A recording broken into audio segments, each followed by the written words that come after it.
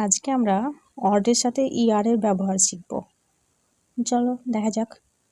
Play play মানে খেলা করা। প্লে এর সাথে ইআর যোগ করলে হয় প্লেয়ার অর্থাৎ খেলোয়াড়। রাইট রাইট মানে লেখা। রাইটের সাথে ইআর যোগ করলে হয় রাইটার মানে লেখক। সিং মানে গান করা। সিংয়ের সাথে ইআর যোগ করলে হয় সিঙ্গার মানে গায়ক। হান্ট হান্ট মানে শিকার করা। এর সাথে ইআর যোগ করে হয় হান্টার মানে শিকারী। ড্রাইভ ড্রাইভ মানে গাড়ি চালান। এর সাথে ইআর যোগ করে হয় ড্রাইভার মানে গাড়ি চালক। ব্রেক মানে ভাঙ্গা।